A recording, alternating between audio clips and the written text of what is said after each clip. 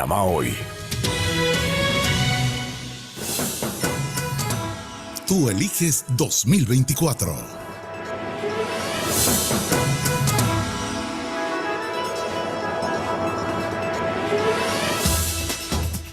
7:38 de la mañana. Esta hora vamos a conversar con el precandidato por la libre postulación, Eduardo Quiroz, y vamos a hacer un análisis de un escenario de los independientes. Don Eduardo, bienvenido a Radio Panamá. Buenos días. Sí, muy buenos días, Enrique. Saludos a toda la audiencia de Radio Panamá. Al final, ¿cómo están los independientes?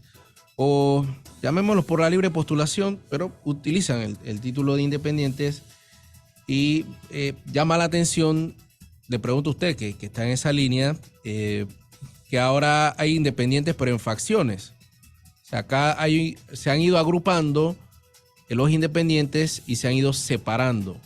¿Cree usted que a largo plazo, le voy a hacer varias preguntas a la vez, deben unificarse? Y si les afectará el estar, no sé si al estar ser independientes cabe la palabra estar divididos, pero ¿cómo ve usted el escenario entre los que aspiran a la libre postulación de cara a las próximas elecciones?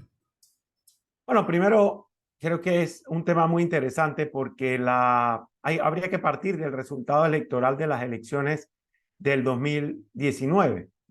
En el 2019, a nivel presidencial, se obtuvieron 25% de los votos, lo cual es un hito histórico, y se obtuvieron 5 curules en la Asamblea Legislativa, lo cual también es un hito histórico de candidatos que corrieron por la libre postulación o independiente, como señala, que obtuvieron el triunfo.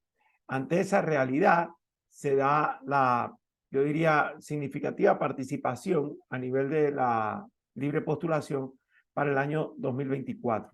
Por supuesto que no sin algunas distorsiones. Creo que en primer lugar, el Tribunal Electoral nunca estuvo preparado realmente para poder atender esa importante participación o relevante participación. Por otro lado, se han dado algunas otras distorsiones importantes. Una de ellas, y creo la principal, es que en base a un vacío se ha permitido que miembros de partidos políticos inscritos corran como candidatos de libre postulación, cuando la Constitución es bastante clara al señalar que hay 2 tipos de participación permitida. Una es a través de un partido, como miembro de un partido, y otra es a través de la libre postulación como independiente, o sea, no miembro de un partido. Sin embargo, sabemos que se ha permitido las candidaturas de miembros inscritos de partidos políticos a través de la libre postulación. Luego, la utilización de la tecnología, de todas estas herramientas tecnológicas para la obtención de las firmas de apoyo, que se mostró muy débil y se mostró con muchas vulnerabilidades, lo cual también ha alterado el proceso. Ahora viene la parte, y este es el segundo aspecto de tu pregunta, ahora viene la parte relacionada a cómo va a ser la participación en el proceso electoral. Bueno, ahí los tiempos y el calendario electoral van imponiendo realidades. La primera es este periodo que culmina después de casi un año de búsqueda de firmas, el próximo domingo 30 de julio, en el que se van a definir las 3 candidaturas que van a participar, no solamente a nivel presidencial, sino también a nivel de representantes, de diputados y alcaldes. Y el otro aspecto es si se van a poder concertar alianzas o acuerdos. Yo pienso que es fundamental que los candidatos verdaderamente independientes construyan acuerdos que le revelen a la ciudadanía su capacidad de hacer la política de una manera distinta. Si tenemos la capacidad de mostrar que podemos hacerlo diferente de como los partidos políticos tradicionales lo han venido haciendo, creo que la ciudadanía va a respaldar esas candidaturas. Si se revelan exactamente igual que la politicaría tradicional y criolla, entonces tal vez va a haber un rechazo. Pero es que yo veo a los independientes cada vez en islas y cómo puede ser una mejor oferta o cómo brindarle. Estoy seguro que hay muchos independientes que son una excelente oferta electoral. Pero al final uno ve a los de siempre agrupándose, o sea, vemos a panameñismo hablando con CD, RM con no sé quién, los partidos tradicionales haciendo lo tradicional, que es la herramienta que han utilizado para mantenerse en el poder. Entonces, ¿por qué los que van por la libre postulación no utilizan esa herramienta para que esa oferta independiente separada de lo tradicional, pueda llegar a los diferentes cargos de elección popular. Bien, si me preguntas, creo que uno de los grandes distorsionadores para que eso se pueda dar es el hecho de que en el caso de las candidaturas presidenciales estás viendo que los tres precandidatos que estarían obteniendo la nominación, los tres están inscritos en partidos políticos.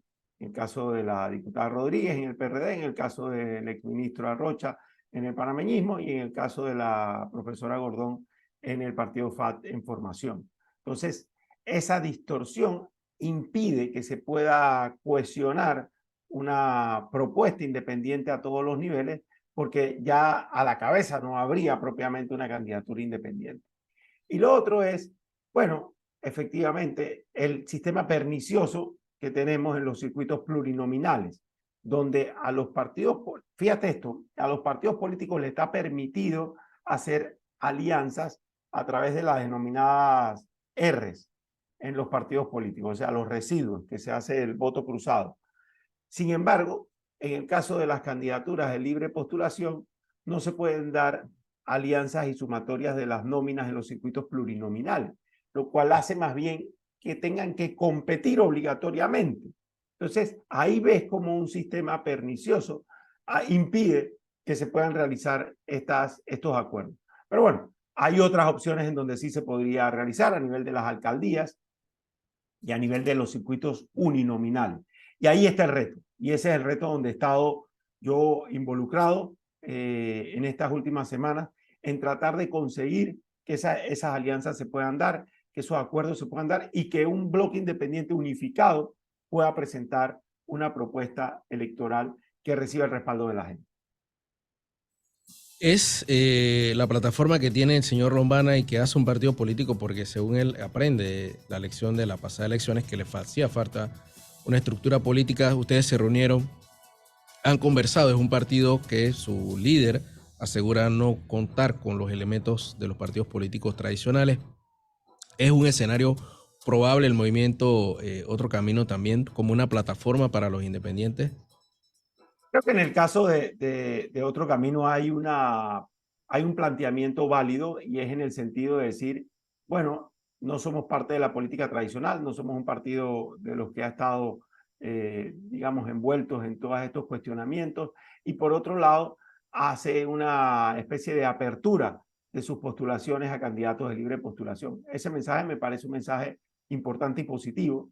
En el caso de el licenciado Lombana también hay un señalamiento con respecto a que no tendría una obsesión por la candidatura presidencial, lo cual también da una apertura a poder dialogar y encontrar una propuesta unificadora. Entonces entiendo eso como un mensaje positivo que lo acerca hacia los sectores independientes.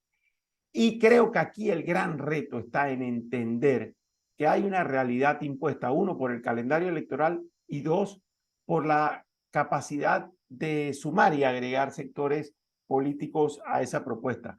Hay una presencia importante de movimientos y de sectores de la vida política nacional que no están involucrados en una propuesta partidista. Entonces, a esos sectores hay que sumarlos y tratar de hacer ese gran acuerdo que la ciudadanía está reclamando y que está exigiendo.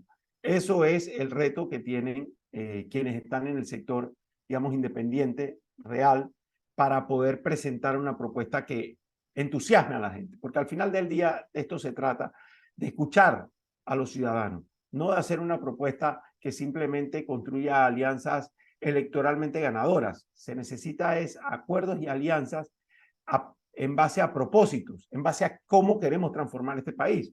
Incluso si allí hubiesen miembros de partidos políticos que quisiesen apoyar esa propuesta, pues sería una buena oportunidad de hacer una reingeniería de estructuras que están quebradas y le han fallado al país en su momento. Entonces, ahí es donde está el centro de esto. ¿Cuál es la unidad de propósitos? ¿Cuál es el proyecto país que queremos construir? ¿Dónde estamos volteados a atender las necesidades de la gente que reciba el respaldo popular? Oye, al final, ¿cómo evaluar? A ver, los partidos políticos en su proceso de primarias, procesos de primaria han hecho alarde, no es que yo saqué 100,000, no es que yo saqué 75,000, pero inclusive hay un partido político con menos de 20.000 inscritos, y hay independientes o candidatos independientes que tienen más firmas que muchos de los que han logrado ganar su proceso primario a lo interno de los partidos políticos. O sea, tendría que ser esa cantidad de firmas un factor para considerar a los que han quedado por fuera y que superan, ojo, la cifra establecida por el Tribunal Electoral para que se sumen a esa oferta política. Mira, yo creo que digamos, la convocatoria a la búsqueda de firmas evidentemente es una expresión de una realidad política. En nuestro caso, más de 86.000 firmas obtenidas con un esfuerzo enorme, de manera transparente, etcétera, te revela, sin duda alguna, un respaldo a una propuesta independiente importante. Después, los partidos políticos están en este periodo en el que van a querer presentar los resultados de sus elecciones internas como parte de cómo construir un acuerdo. Volvemos a lo mismo. Me parece que hay una distorsión, una mala lectura de la realidad. Si usted se va a sentar en una mesa a construir un acuerdo sobre la base de que tú tienes tantos votos, tú tienes tantas firmas, tú tuviste tanta participación porcentual en las primarias, cuando en realidad lo que el país quiere, exige y necesita es que se estén discutiendo los proyectos país, las necesidades que están teniendo los panameños y cómo se van a resolver. Esa es la alianza que los panameños están diciendo, la alianza de propósitos, la alianza de cómo vamos a hacer que las cosas cambien. Mire usted lo que está sucediendo en el sector de la seguridad, lo que está pasando a nivel de los homicidios, del incremento significativo de los delitos, de la incapacidad del gobierno de atender una realidad social que está explotando y que además se revela todavía más cruel en las mujeres, en los femicidios. Entonces, ¿cómo no tener eso como el planteamiento principal de un acuerdo político electoral? La atención de las necesidades básicas de la gente, ya sea seguridad, ya sea agua potable, educación, la calidad de la infraestructura pública. Si eso no se presenta como el centro de una propuesta electoral, va a haber un divorcio total. O sea, lo que se va a producir es que esas propuestas electorales van a estar hablando, diga usted, en AM y el pueblo panameño va a estar en FM. Entonces, no hay capacidad de que logren entusiasmar y sumar a los ciudadanos. ¿Qué nos deja al final? Ya culmina ya este fin de semana ese proceso de recolección de firmas. En cuanto a oportunidades, mensajes, cosas que hay que cambiar porque digo, al final el electorado merece tener la oportunidad de tener una gama de personas que no estén relacionadamente vinculadas a un partido político para poder elegirlos a un cargo de elección popular. O sea que no debe ser una obligación estar en una plataforma política para aspirar a que la población pueda tenerlo a ustedes como una opción. Hay un mensaje muy claro para mí y está relacionado con la democracia. ¿Cómo vamos a cuidar nuestra democracia? Recientemente salió un estudio con unos datos muy, muy potentes del rechazo de los ciudadanos hacia los partidos políticos tradicionales y del cuestionamiento sobre si el sistema democrático realmente le está resolviendo los problemas a la gente o si ese sistema democrático no está teniendo la cercanía a los ciudadanos y al pueblo para que el pueblo lo defienda. Entonces, para mí ahí está el centro del mensaje que habría que poder revelar de este proceso. ¿Cómo vamos a cuidar nuestra democracia? Si esa democracia se cuida con mayor participación, ¿cómo vamos a generar y a promover esa participación si el sistema es absolutamente partidocrático? Y al ser un sistema partidocrático que está hecho solo para los partidos políticos, ¿cómo ha generado todas estas inequidades que ya habían sido señaladas, pero que están ahora agravadas con respecto a los candidatos de libre postulación o independientes? Entonces, para mí el gran mensaje es cuidar nuestra democracia. Hay una gran cantidad de propuestas que hay que ajustar, que corregir, que mejorar con respecto al sistema. Eso hay que hacerlo y hay que hacerlo rápido y hay que hacerlo bien y hay que hacerlo con fuerza, porque si no se hace, nuestra democracia la estamos perdiendo por pedacitos. O sea, hoy en día vemos cómo hay un divorcio total con el clamor de la gente.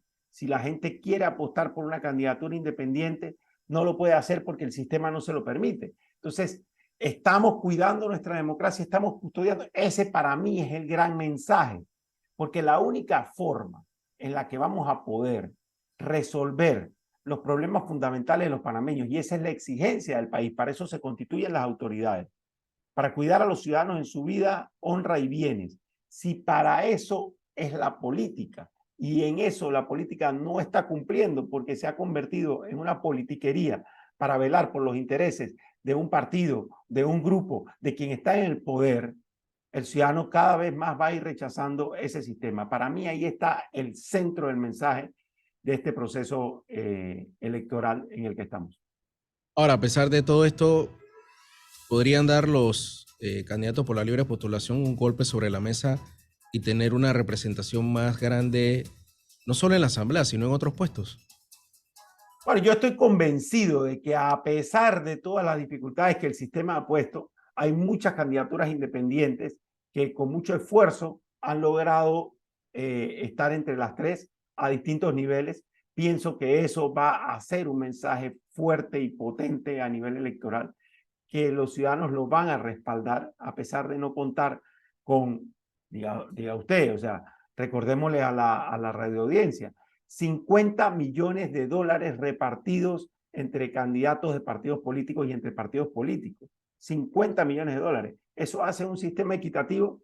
Por supuesto que no. O sea, no hay proporción sobre la cantidad de recursos que están recibiendo los partidos desde ya para las elecciones de mayo del 2024 versus los que recibirán una vez empiece la campaña electoral aquellos que queden entre los tres. Entonces, allí hay una realidad que crea toda esa inequidad. Sin embargo, yo estoy convencido que hay propuestas muy valiosas a nivel independiente que los ciudadanos van a poder valorar y que en alguna medida van a recibir ese respaldo para poder, para demostrar ese descontento que hay con las estructuras partidarias. Ahora, hay un gran reto del lado de acá, de las candidaturas independientes, de poder construir acuerdos, de poder construir propuestas de apoyo que le permitan a esas candidaturas ser mucho más fuertes y presentarse con mayores opciones a las elecciones del 2024.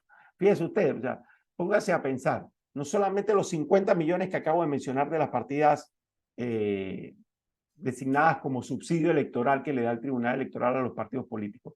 Piense usted en la descentralización paralela, 240 millones de dólares de lo que se sabe, porque puede ser mucho más, de los 240 millones de dólares entregados a las juntas comunales, a los representantes, a los alcaldes, indirectamente a los diputados.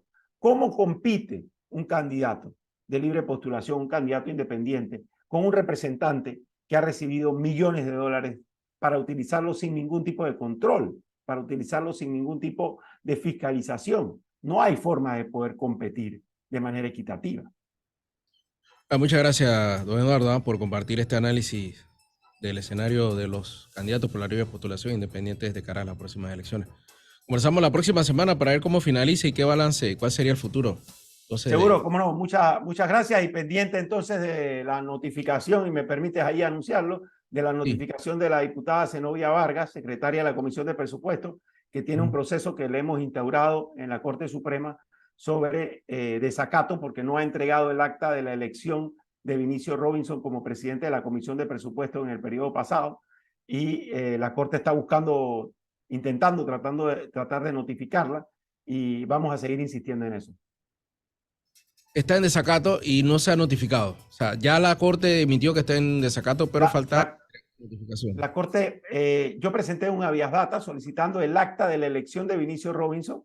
La Corte le instruyó que me la entregara. Me entregó un acta que no es el de la elección de Vinicio Robinson. Le presentamos un proceso de desacato ante la Corte Suprema.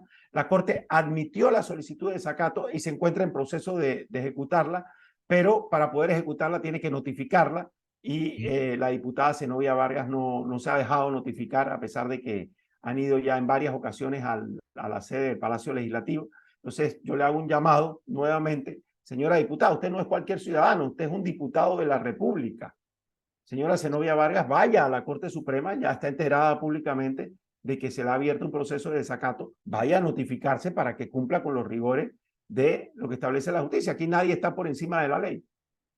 Pero ¿qué tanto se esconde en esa acta que es algo tan difícil? Si es un acto público. Esa no solo es una buena pregunta periodística, lo cual revela tu calidad profesional, sino que es la gran pregunta que muchos nos hacemos. O sea, ¿dónde está ese acta que no es tan fácil de entregar y que se está evitando hacerlo? No solamente dónde está, sino que ya nos deja las grandes dudas de si realmente existe o si habría una ilegitimidad por parte de quien ejerció como presidente de la Comisión de Presupuesto en el periodo 2022-2023. Muchas gracias a don Eduardo Quiroz por hacer este análisis junto a nosotros aquí en Radio Panamá. Que tenga buen día. Gracias a usted.